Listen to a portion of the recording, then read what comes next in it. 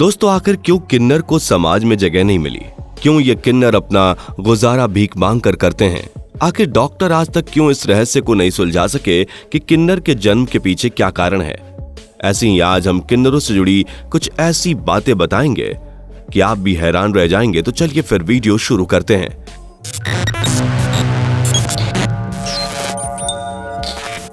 दोस्तों, सदियों से हमने यही देखा और सुना है कि दुनिया में दो ही कैटेगरी होती है, एक पुरुष और दूसरा स्त्री। तीसरे वर्ग की कोई बात ही नहीं करना चाहता। कोई भी उसे अपने समाज का हिस्सा नहीं मानता। शायद यही कारण है कि आज ये हमारे समाज का हिस्सा नहीं है। ये रहते जरूर समाज में हैं, पर इनकी एक अलग दुनिया होती है। हम यहाँ बात कर रहे हैं किन्नरों की।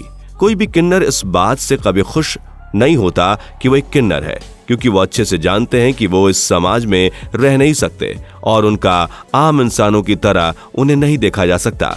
कभी कभी तो आपके मन में भी ये ख्याल आता होगा कि ये किन्नर है।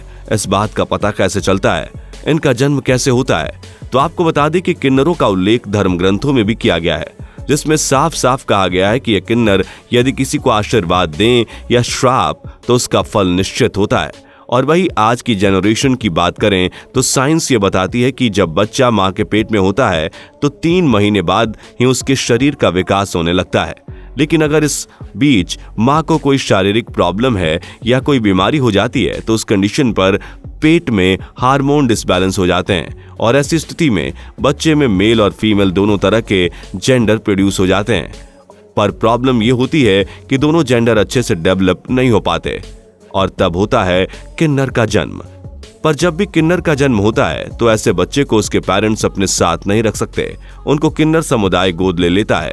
किन्नर समुदाय के लोग बच्चे को अपने नियमों के अनुसार परवरिश देते हैं। चलिए अब आपको बताते हैं कि किन्नर समाज में क्या क्या होता है।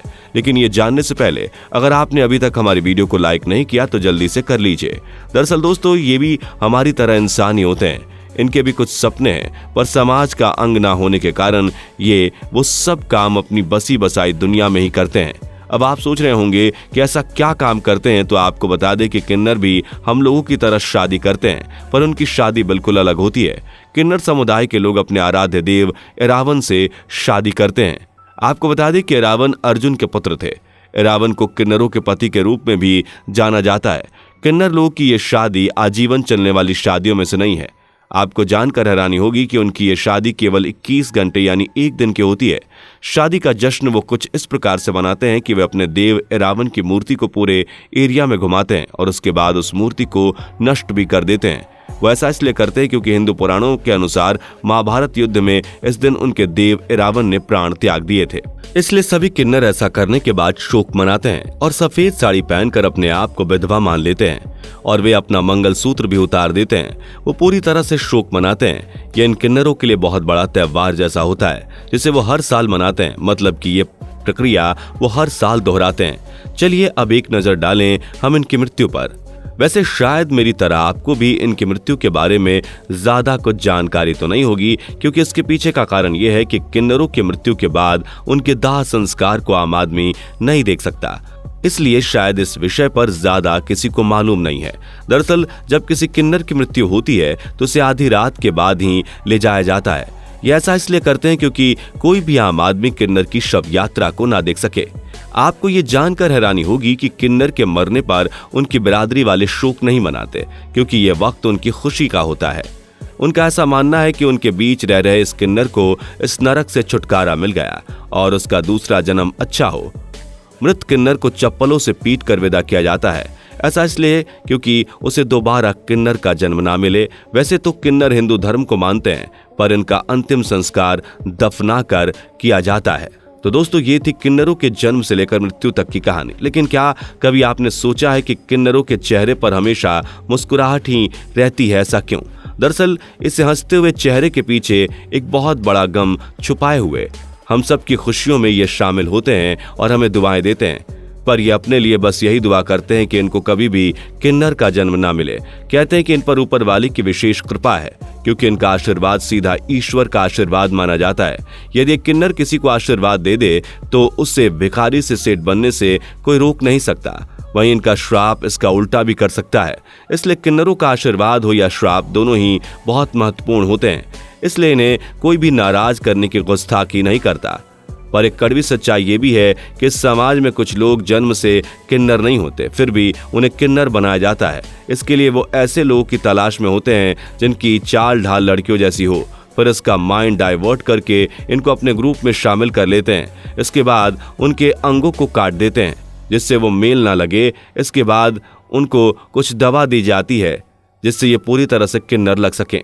वहीं इन सब के बाद भी उनके कुछ और नियम होते हैं जिनके बाद ही उनको किन्नर समाज में दाखिला मिल सकता है। लेकिन वो नियम कौन से हैं, चलिए बताते हैं। सबसे पहले तो कस्में ली जाती हैं, फिर गुरु धारण करने का भी रिवाज है।